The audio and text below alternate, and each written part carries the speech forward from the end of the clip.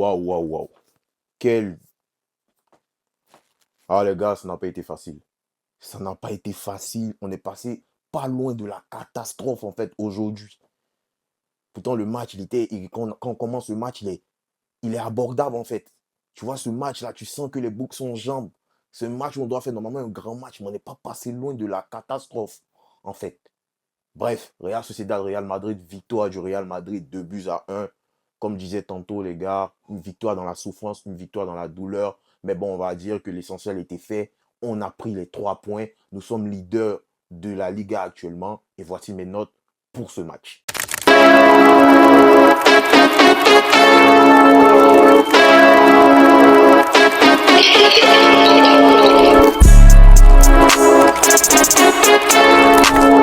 Déjà, ça, c'est un nouveau concept. Voilà. Donc, à la fin de chaque match du Real Madrid, vous aurez les notes d'accès, les notes by accès, comme tu veux.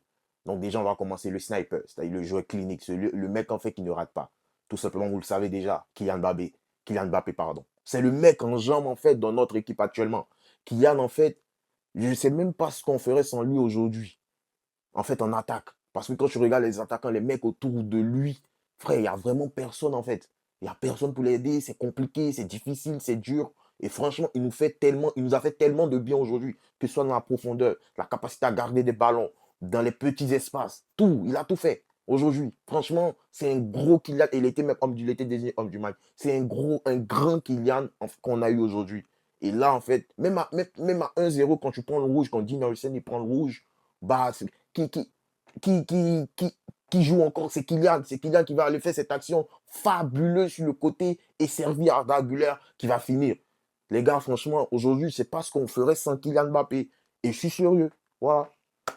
Deuxième, le fantôme. Le fantôme dans ce match, Vinicius.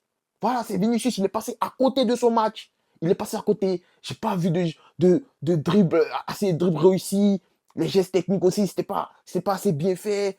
Il n'a pas mis beaucoup fait. Il n'a pas trop défié sur son côté. Je l'ai vu plusieurs fois se faire chipper la balle. Je l'ai vu plusieurs fois rater des passes. Ou encore les défenseurs qui récupèrent, qui lui chippent le ballon, comme je l'ai dit, qui récupèrent le ballon. Et je ne l'ai pas trouvé bon du tout.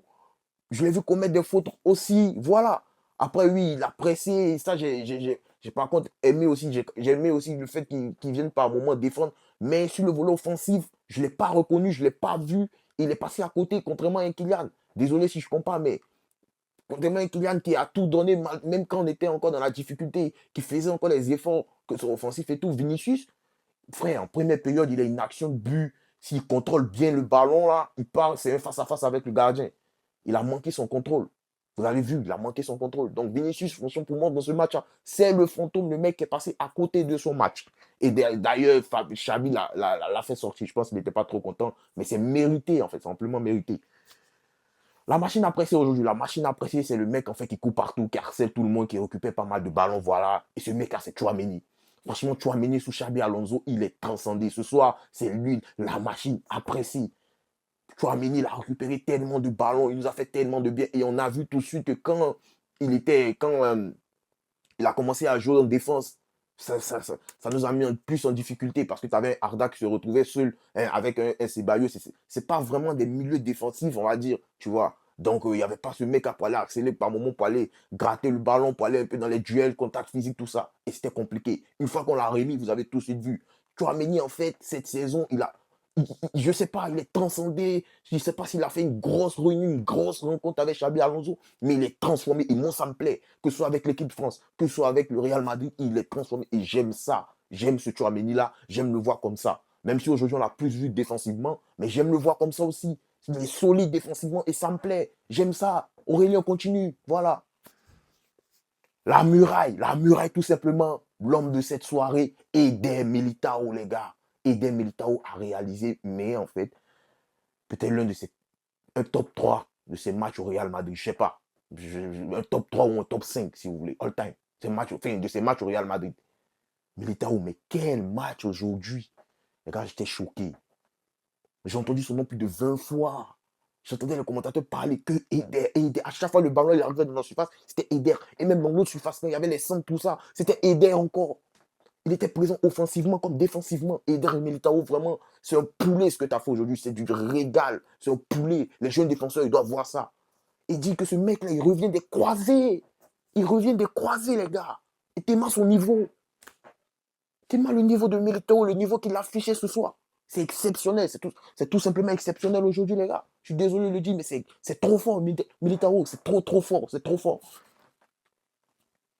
Et là, je continue avec le boulet. Le boulet, comme vous savez, voilà, c'est Dina Hussein, malheureusement. Cet homme-là qu'on avait mis ici, peut-être boulet, c'est un peu trop fort. Mais c'est pour dire, en fait, c'est lui, en fait, qui a plombé un peu le match, qui nous a mis dans la difficulté. Et ça, c'est une erreur très stupide. C'est une erreur à ne pas commettre. On avait déjà vu cette erreur-là en Coupe du Monde des clubs. Et voilà, il a fait une autre erreur stupide encore aujourd'hui. Bah, ça, c'est une erreur de débutant, tout simplement. C'est une erreur à ne pas commettre. Tu vois, même si tu penses que, ouais, Eder, il est sur la même ligne que toi, t'as pas besoin de faire ça. Moi, je ne vais pas rentrer dans les histoires de carton rouge ou pas. T'as pas besoin de faire ça. Voilà, Oyarzabal, c'est pas un sprinter. Voilà, c'est pas quelqu'un qu'on connaît sa pointe de vitesse un peu comme un Kylian Mbappé. Si c'était un Kylian Mbappé, on pouvait comprendre tout ça. Mais c'est pas un sprinter. Militao aurait bien pu le rattraper. Ou voilà, toi-même, tu aurais pu le rattraper non plus, on n'en sait rien. Peut-être pour toi, aller nous sortir encore une fois le pied en arrêt exceptionnel. Et il y avait largement du temps, même si les Bougs revenaient au score, il y avait largement du temps encore pour en mettre d'autres buts. Et ça nous a plombé le match. Je lui dis que ça casse un peu le match, ça tue un peu le match. Et puis, franchement, ça, c'est une erreur de débutant. On comprend, il est encore jeune. J'espère vraiment qu'il va progresser. Et puis, c'est un joueur spectaculaire, exceptionnel. Obligé qu'il progresse, en fait, quand tu vois un Boug, c'est sûr qu'il va progresser, ce Gina Hussein. Donc là, moi, on va pas tomber sur lui, on va pas être trop dur. Et puis voilà. J'espère vraiment qu'il fera plus ce genre de conneries encore pour ne pas finir comme Asensio. Même si Asensio aujourd'hui il rentre, il fait pas mal une bonne entrée aussi. C'est bon, c'est bien. Et pour terminer, le cerveau de cette équipe, bah, aujourd'hui, on avait Arda Güler. Voilà, Arda Güler qui le meneur de cette équipe, le gars en fait qui distribuait les ballons, sa qualité de pied, encore sa qualité de centre. Les gars, les centres qu'il faisait en première période surtout, c'est exceptionnel. Le mec, il distribue les ballons. C'est un régal, ce mec. Malheureusement, cause du carton rouge, on ne l'a pas beaucoup vu non plus dans ce style-là, dans tout ce que je viens de vous décrire. On l'a plus vu avant le carton rouge. Voilà. Il a essayé toutefois, quand même, quand il avait le ballon en seconde période, de lancer soit Fran Garcia ou d'autres, les attaquants en profondeur, tout ça. Et tu voyais qu'à chaque fois, ces passes, en fait, c'est du délice, toujours dans le bon timing, toujours dans le bon tempo. Franchement, Arda, j'espère vraiment que cette saison, il va tout casser, il va tout exploser. En fait, parce que c'est un bijou, ce mec. C'était tout, les gars, pour cette vidéo. J'espère que vous avez aimé les notes by Axel. Et puis, rendez-vous pour le prochain match du Real Madrid face à l'Olympique de Marseille. Ciao, ciao, en ensemble.